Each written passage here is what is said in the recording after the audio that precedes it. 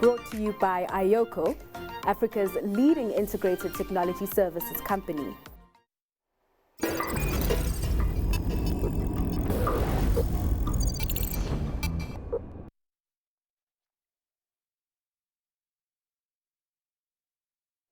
It's time for Tech Talk. Now, despite margins for 5 major Chinese solar companies having dropped by 7.7% last year, the East Asian nation continues to claim the lion's share of investment into clean tech and remains the dominant player in the market.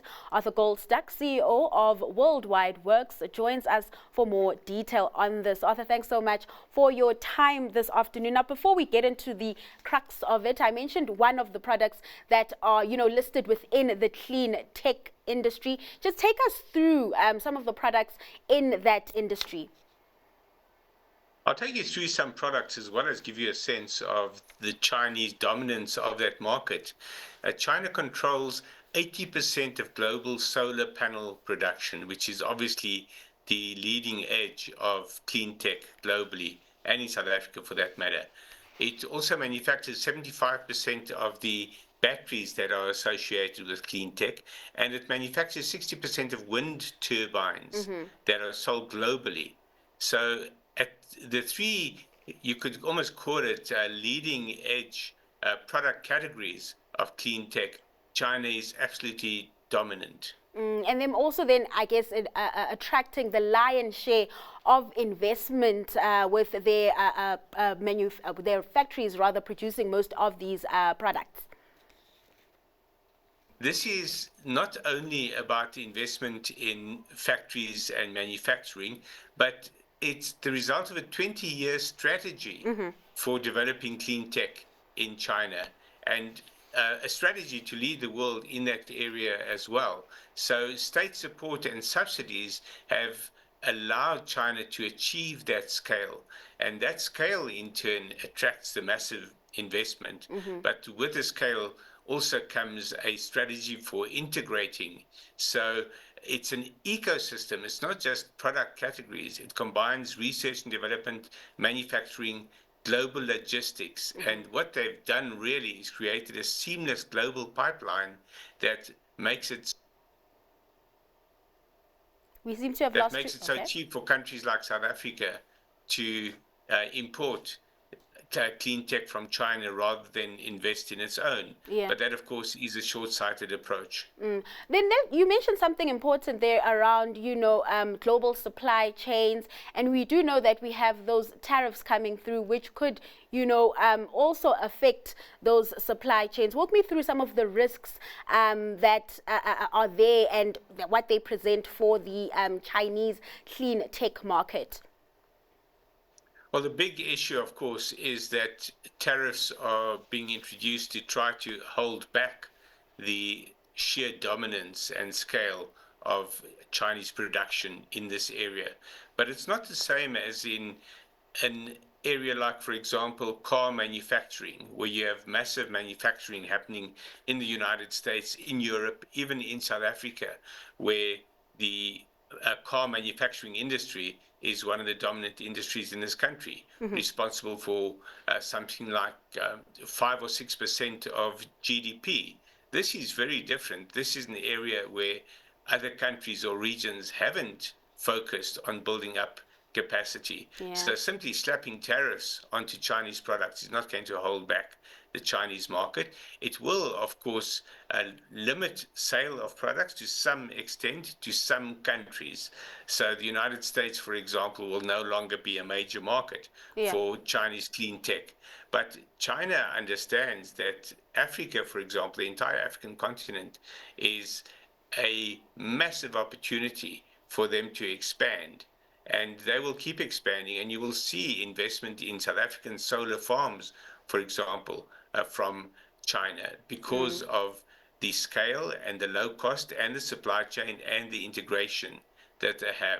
So at this stage, tariffs are a risk a threat to China, but not a major one because of their dominance. And emerging markets, you did mention they are claiming a lion's share of that export market when it comes to China's clean tech, rising to 43% from 24% over 2022 to 2024. Talk to me about what's behind that, because it also does seem like there are issues around pricing and lower pricing as well.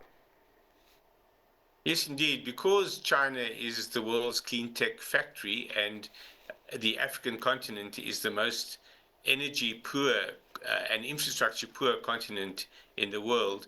It's a marriage of convenience between the two. Yeah. It simply makes sense for Chinese exporters to focus on the African continent, but it also makes sense for African countries to depend on that technology to get at least into the game, if not being able to compete in that game. But the future strategy definitely has to be to find ways to compete. In South Africa, for example, we have an industrial policy action plan, which should be used to drive localization of solar plant assembly. And we have a car industry that is champing at the bit to get into electric vehicles, but it needs very firm government support. It needs a clear government vision, which we haven't seen yet.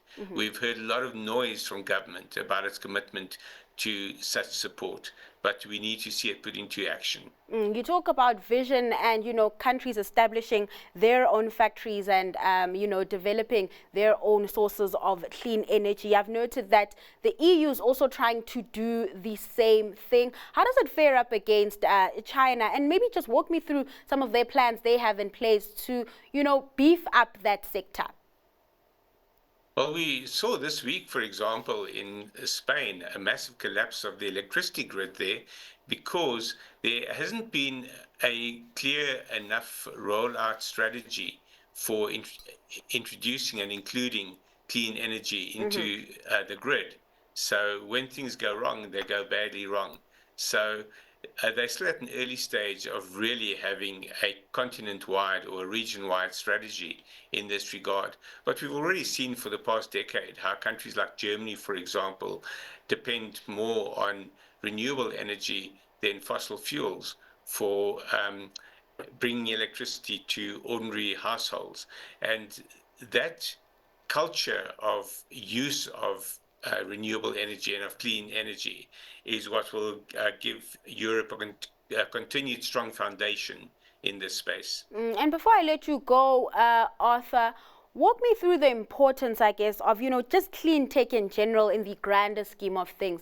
I mean, here we are moving towards renewable energy and also getting the just energy transition really in play.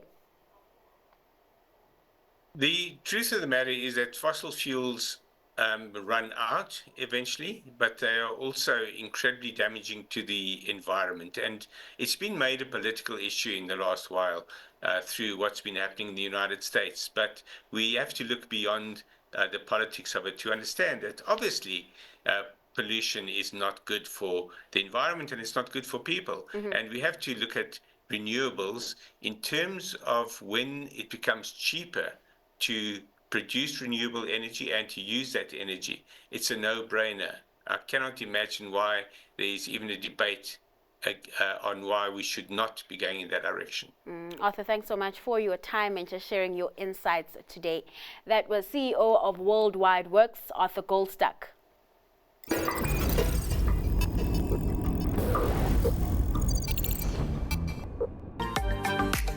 Brought to you by IOCO, Africa's leading integrated technology services company.